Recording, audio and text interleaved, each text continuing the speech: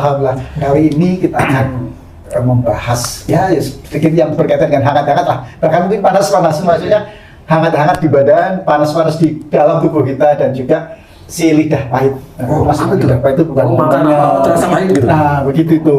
Biasanya orang yang pernah mengalaminya begitu itu. Nah, tema kita kali ini dulu rekan semuanya, yakni membahas penyakit tifus atau tifoid kali ya. Saya tidak begitu ahli nih, tifus itu ya. Oh, tifus gitu ya. Oh ya, oke. Itu Ustaz. Nah, Ustaz selama ini pasien-pasien yang ada di sini apa ada berkaitan dengan penyakit itu atau pengalaman Ustaz sesuai dengan hasil penelitian bertahun-tahun itu, penyakit ini sebenarnya gimana Ustaz? Iya. Bismillahirrahmanirrahim. Assalamualaikum warahmatullahi wabarakatuh. Waalaikumsalam warahmatullahi wabarakatuh. Amin ya rabbal alamin. Jadi penyakit tifus ini biasanya diidap yang paling banyak anak-anak biasanya, ya, yang paling banyak nih anak-anak. Kalau dari sisi medis biasanya ya ada bakteri tifus, tapi kalau dari sisi akhlak, apa yang menyebabkan tifus? Banyak, ada yang diserang itu ususnya, ada yang diserang itu ini boyoknya, ada, dan relatif memang demam, kemudian sakit di daerah sini, boyok sama perut itu sakit sekali, kemudian badan lemah, lidah pahit, betul itu lidah pahit. Dan yang saya perhatikan dari penyakit tipes ini, insya Allah persoalannya hanya persoalan sering marah-marahan di dalam keluarga saja, Ji. Jadi antara suami dengan istri, kalau anaknya belum akil balik, ya anaknya yang kecil kena tifus. Marahan suami dan istri, anaknya baru aja akil balik, ya masih bisa kena. Relatif tifus ini memang diawali dari marah dalam keluarga. Jadi perut itu tetap hubungannya dengan keluarga, tulang punggung bagian bawah itu juga hubungannya dengan keluarga. Jadi antara suami dengan istri atau suami atau istri dengan orang tuanya, hanya di titik-titik itu. Dan kebanyakan biasanya tifus itu memang dari emosi yang berlebih. Emosi yang berlebih, entah itu dikeluarkan khususnya yang diam. Jadi itu, jadi insya Allah kalau memang ada dari sedulur yang beriman, ada putranya yang tifus, coba koreksi, putranya ini umurnya sudah akil balik belum, kan gitu. Kalau putranya ini belum akil balik, berarti ini persoalannya adalah antara ibu dan bapaknya. Biasanya ibu dan bapaknya kemana? Bisa antara dua ibu dan bapak, atau antara ibu dan bapak ini dengan orang tuanya. Yang paling banyak biasanya ibu dan bapak ini dengan orang tuanya yang paling banyak. Persentase kecil antara suami istri ada, tetap ada, tapi persentasenya agak kecil, tidak sebesar kalau orang tuanya dengan kakek atau neneknya si adik yang sakit tersebut. Jadi relatif tifus yang selama ini saya tangani dari situ. Dan bisa nggak tifus itu cepat sembuh? Insya Allah bisa, karena tifus itu kan hanya kelihatan seperti radang atau memang terserang bakteri tifus tiposa ya, barangkali ya. Itu menurut teman-teman peneliti dari kedokteran itu kan begitu. Kalau saya itu hanya akhlak aja.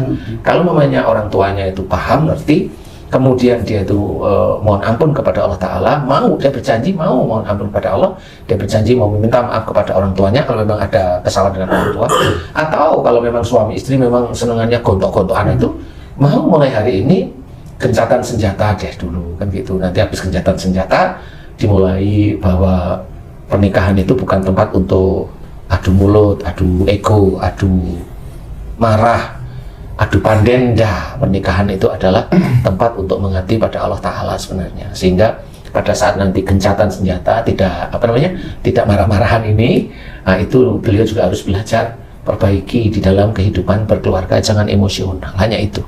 Kalau beliau mau, anaknya yang kondisi sakit di rumah sakit, insya Allah hari itu demamnya turun normal. Yang sering saya alami dari pasien tifus itu seperti itu, langsung normal.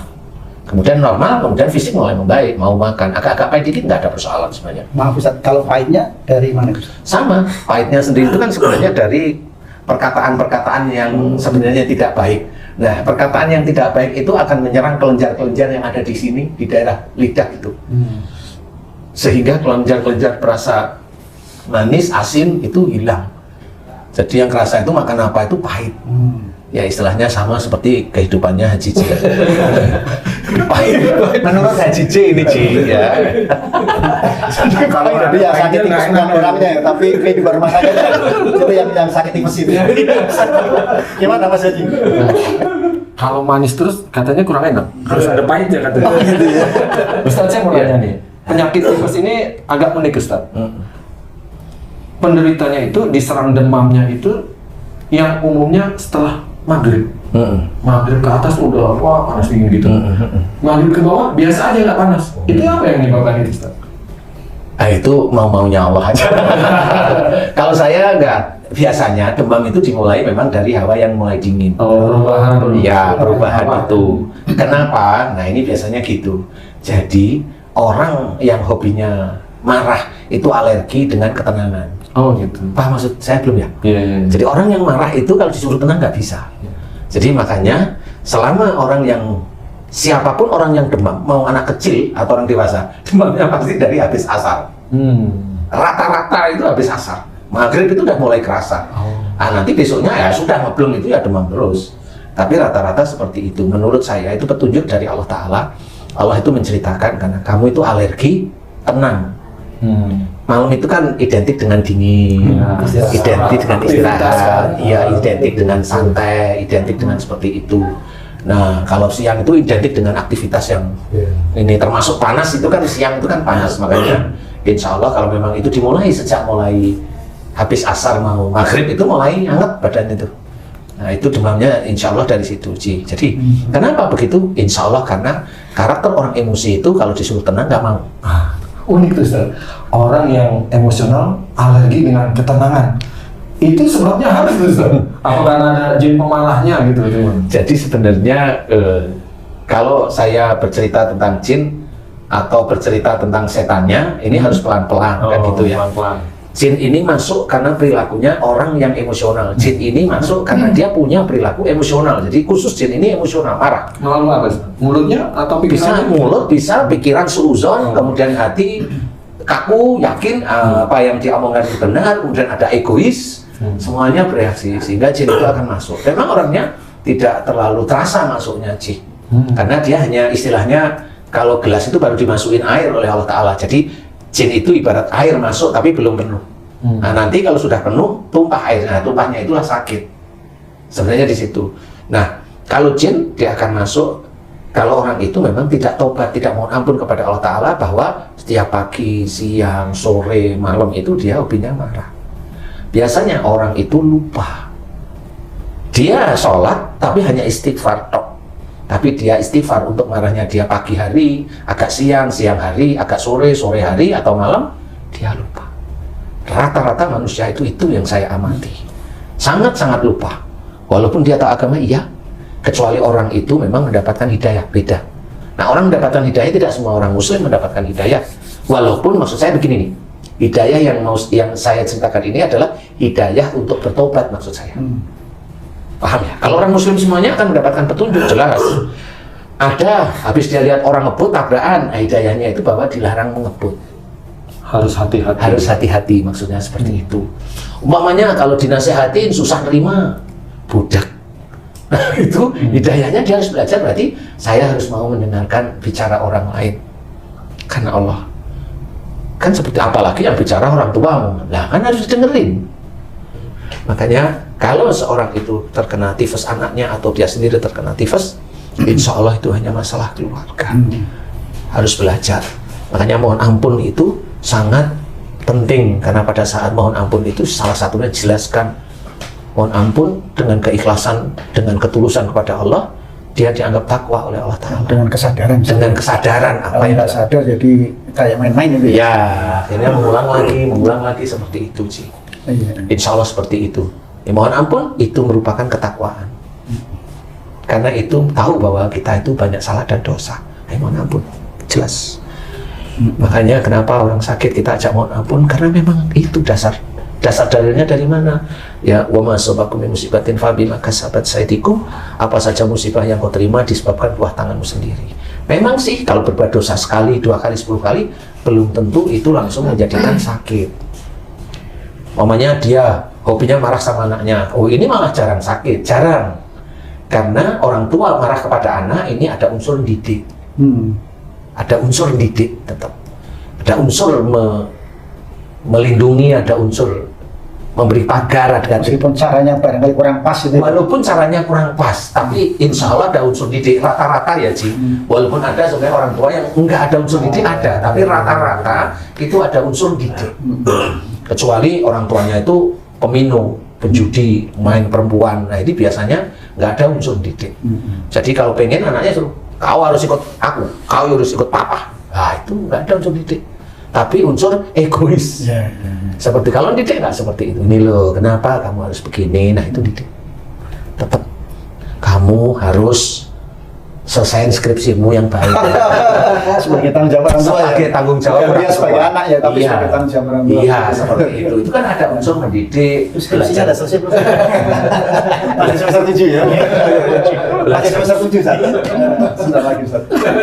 Saya udah semester 13.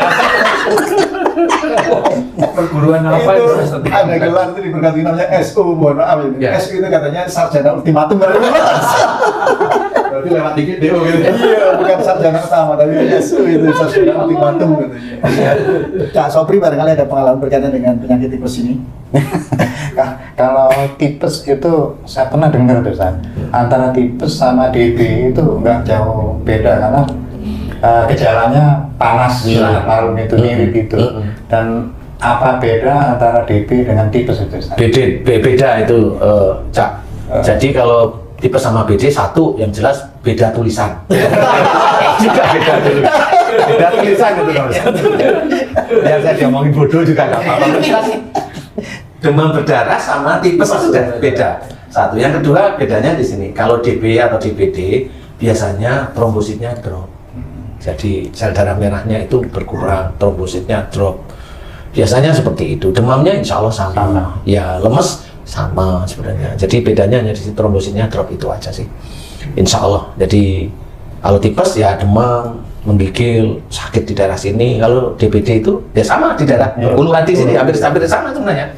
Itu ya awalnya ya kekakuan aja. Kekakuan, merasa yakin benar, kemudian jadi emosi. Kalau tipes emosi yang relatif dalam lah istilahnya. Insya Allah seperti itu. Apakah tipes itu Pak Ustadz bisa menyebabkan kematian? Ya bisa lagi dia jalan nggak tipes, kemudian sepeda motor goyor ketangkep, ya bisa. Ya sebenarnya kematian itu tidak ada hubungannya dengan penyakit sebenarnya. Tetapi salah satunya sakit itu bisa menghantarkan menjadi kematian. Bisa. Itu cara Allah aja. Nah, cuma bagaimana cara Allah orang meninggal karena sakit itu menjadi petunjuk atau hidayah orang di sekitarnya Yang masih hidup. yang masih hidup. Kalau yang mati udah nggak ngerti, dia masuk neraka ya nggak ngerti, dia masuk surga yang pusing, dia tipes gitu ya. Ya harus dikoreksi dulu. Jadi bagi petunjuk orang yang hidup inilah ayat-ayat Allah itu harus diketahui. Oh dia sakitnya tipes. Kenapa? Umpamanya ditanyain. Emang bener dulu anaknya yang mati itu tipes. Kemudian bapaknya, emang kamu sering marahan sama siapa sih? Sama istrimu? Atau sama suamimu? Atau kamu sama orang tua? Baru dia sadar. Saya jengkel banget sama bapak saya. Oh nggak taunya ngomong begitu. Lah kan bener. Oh berarti apa yang diomongin Ustaz Danu dan teman-temannya insya Allah benar. Nah ketahuilah. Marah yang berlanjut kepada orang tua dan dia tidak mohon ampun kepada Allah, tidak meminta maaf pada orang tua, dianggap orang tuanya salah aja di mata dia, kayak dengan dendam atau benci yang kuat, anaknya yang diambil. Seperti itu hanya Allah, bukan masih kecil kasihan. Loh, Allah itu mau kecil kayak mau tua kayak nggak mau urusan. Nah di situ agar orang lain itu belajar untuk bagaimana menuju kematiannya, apakah dengan sakit atau tanpa sakit. Orang yang meninggal tanpa sakit pun belum tentu dia nggak ada dosa. Bedanya antara sakit dengan nggak sakit dengan tidak ada dosa itu bagaimana itu? Orang yang sakit itu insya Allah jelas. Orang yang sakit kalau dia imannya bagus, dosanya mulai dikurangi oleh Allah Ta'ala, insya Allah tidak akan menjadi meninggalnya. Dikasih kesempatan hidup nanti dia. Maksudnya sakitnya itu bisa merontokkan dosanya gitu. Ya, karena memang dia sudah mulai paham sejak mudanya dia sering bilang mohon ampun terus-terusan dia. Terus mohon ampun. Akhirnya jin yang ada di dalam tubuhnya orang tersebut yang imannya mulai tinggi, jin itu kan dikeluarkan jin. Kalau jin dikeluarkan itu dia pasti badannya nggak nyaman. Cuma jenis sakitnya, nah ini bedanya nih, orang yang diampuni dosanya sama Allah, yang digugurkan ini ada beda dengan orang sakit. Yang orang sakit itu jelas tipes, kanker, jantung, liver, usus, tumor, apa saja itu kan jelasnya. Tapi kalau orang yang digugurkan dosanya, dia cek di rumah sakit, dokternya nggak pernah nemuin. Nggak benar, darah bagus, kolesterol normal, tapi badan saya ini loh dok, lemes saja. Sakit nggak? Lemes saja. Ada sakit yang karena perilaku, ada sakit yang bukan karena perilaku. Iya, Seperti itu, Mas. iya. Nah, insya Allah kurang lebih seperti itu, Ji. Jadi belajar untuk tidak emosi, tidak marah dalam keluarga, baik antara suami istri atau maupun kepada orang tua, yang itu disimpan atau dikeluarkan. Rata-rata biasanya kalau tifus itu disimpan marahnya. Nah, itu jangan, dan kita harus belajar. Mulai hari ini kita niat kepada Allah Ta'ala belajar untuk tidak mudah emosi atau marah, baik kepada pasangan, apalagi dengan orang tua. Kalaupun dengan anak, boleh sekali-kali aja saya marah, boleh lah sama anaknya. Kan pura-pura aja ya. Sekali-sekali 2 kali Ustaz ya. Sekali 2 kali marah lah. Insya Allah seperti itu, Ji. Allahu a'lam. Oke, alhamdulillah. Dulur beriman, alhamdulillah kita sudah membahas banyak hal dalam satu penyakit. Jadi pesan guru kita tadi bahwa kita harus bisa menjaga emosi kita, jangan marah. Beliau berpesan, la taghdabu ala al-jannah, janganlah kalian marah karena bagimu surga. Kalau kita marah berarti Pak Tem? Neraka. Wah, ya Allah. Nauzubillah. Nauzubillah. Jadi kalau kita marah itu neraka. Makanya ini kok hadisnya pendek Ustaz ya? Pendek. Tapi maknanya dalam Maknanya dan dalam sekali. luar biasa pentingnya ini. Jangan sampai kita sedikit marah, karena ternyata menurut Pak Tem tadi kalau marah berarti kita dapat neraka. Mudah-mudahan kita terhindar dari hal tersebut. Amin, Ya. ya Allah. Kita jaga, jangan emosi, baik kepada pasangan kita, kepada anak kita, kepada orang tua kita, agar kita terhindar dari penyakit tipes.